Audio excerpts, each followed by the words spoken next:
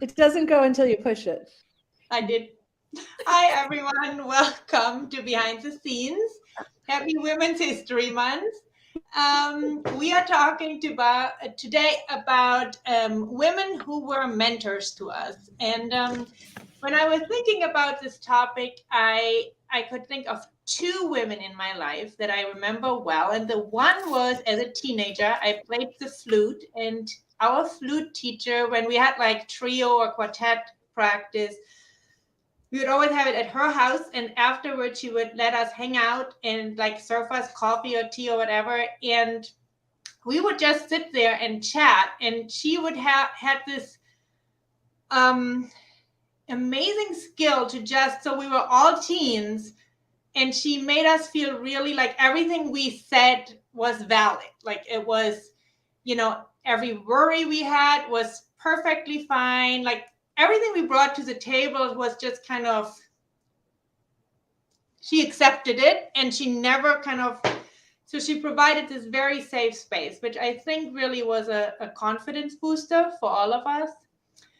And the other woman was my PhD advisor, who was very different. She was like a much colder person, I would say, but she had the talent to just kind of be like, no, you can do this. Like, you don't need to ask me for every little thing or something. She would almost give me too much. Like, I was very often overwhelmed coming out of her office, and she would just say, no, run with it, do this, and I'll see you in a month. And I was kind of yearning for these, give me the little steps, give me more details. But at the end, I think I came out of it as a much, more independent woman and researcher and thinker, because she had kind of given me that freedom, which I didn't want at the time, but was really beneficial.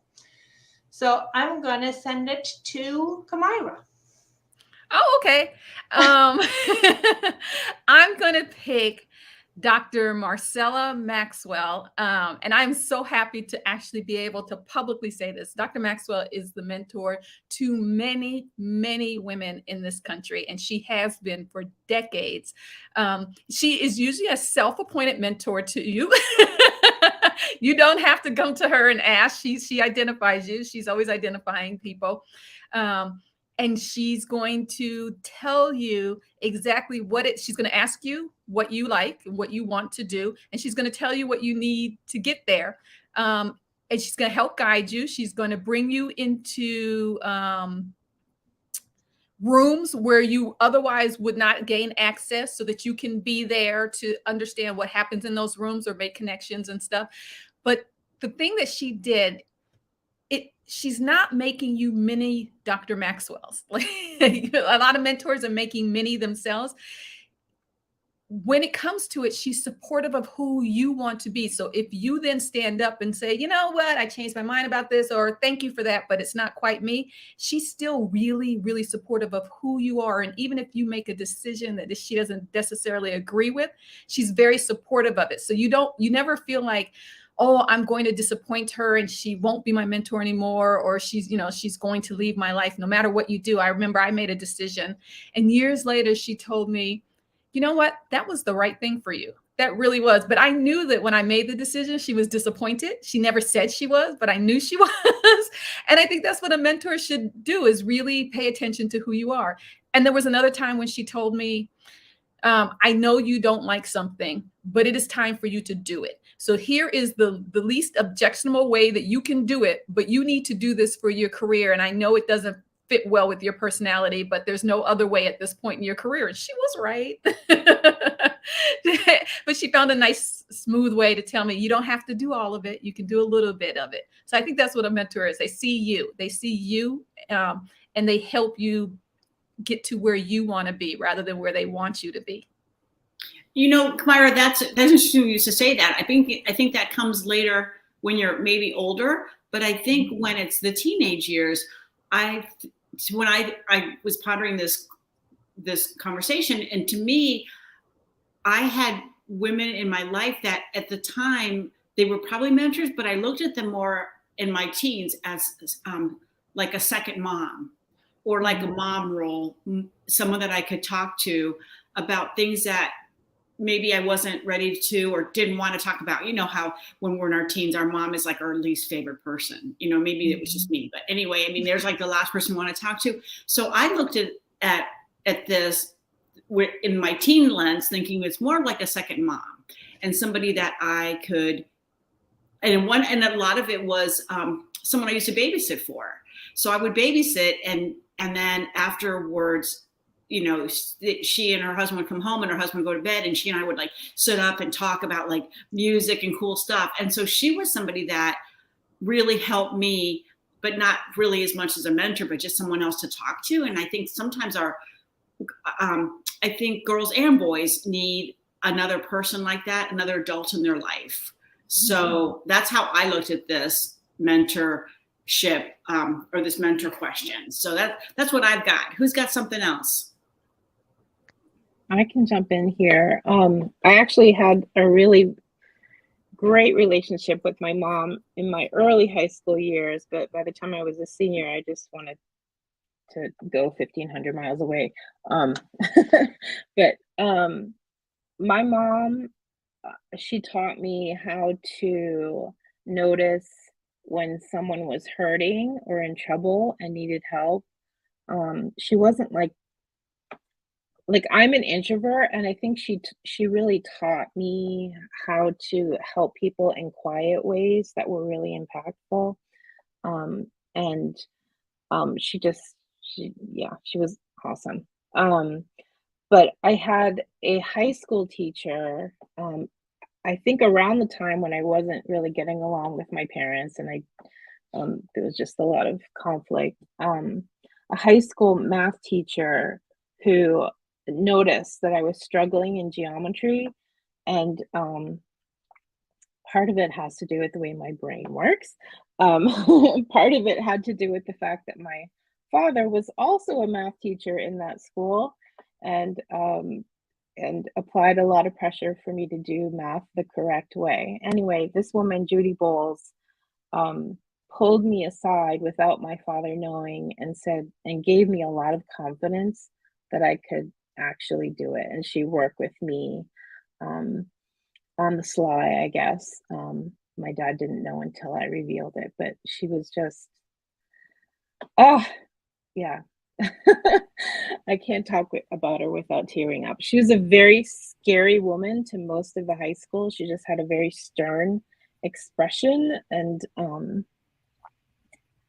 but she was really warm-hearted. So I took that away from her, that to notice when people are struggling. I guess I took that away from both her and my mom, and to work like just little wonders or whatever to help people in small ways, and it just ripples out in the rest of their life.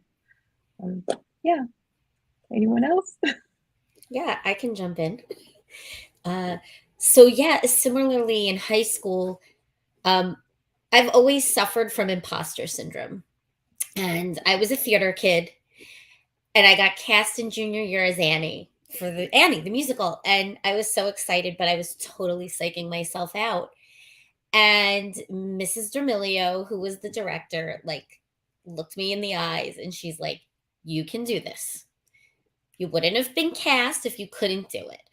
And singing was where I felt my weakness. And she's like, "You just have to work a little harder than the other kids on the singing part." But she's like, "You're good on the acting end." And she taught me, like, with the right support, right? No one's perfect. But with the right support and maybe a little extra work, I could do it. And so when I'm faced with imposter syndrome throughout my life, I'm always, "Mrs. D'Amelio, remember what she said?" She would play the melody under the song so that I could follow it. And then she would very quietly take it out and, "See, you're singing on key," So it was so nice to be empowered in that way, because especially at that time of my life, because, I worked with other people in that area and they didn't give you that support. And so that was great. And then, also I always have to go to Grandma Helen. She's going to be 101. And August, God bless. And she's a Great Depression baby. And my grandma, she child of immigrants, grew up in Brooklyn. Her mom died when she was 8. Her dad kept her home from school to keep the house. Like, crazy things went on at that time, and you can't really get the full story. You don't really know what was what. But she like just got through everything, and that's like one thing I think, if I could be like Grandma Helen and just be strong with whatever adversity comes my way. She seemed to really, get through it. I had COVID twice, which she got through. So I'm like, okay. So yeah, Grandma Helen and Mrs. D'Amelio. I was going to say, I have an English teacher that I had in high school that I, adored.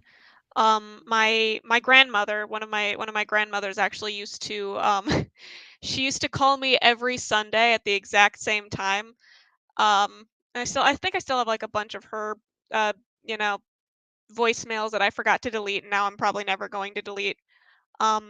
Just people who are just endlessly kind, and just a lot of, like, I like to write. I like to make stuff in my free time, and the people who I think stuck with me the most are the people who encourage that kind of stuff. And I'm always trying to always trying to be that too. I'm online a lot, so I have a lot of younger friends that I'm just like, all right, it's my turn. I have to be that I have to be that mentor figure now, and I don't know if I'm doing it right, but that's what I got.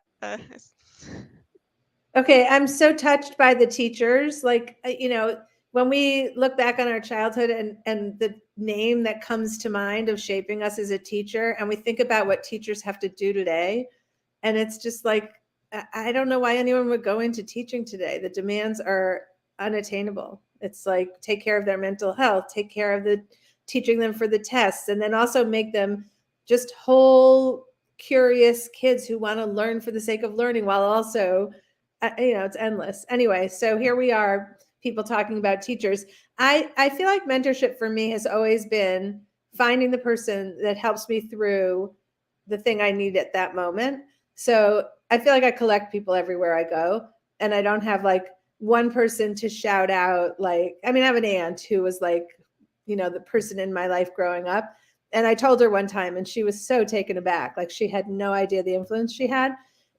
She had such a happy house, and I loved my cousins, and I loved my uncle. And but other than that, like, especially as I got older, it's really like, well, I have a problem, and I am good at figuring out who the person is who knows the most about that problem.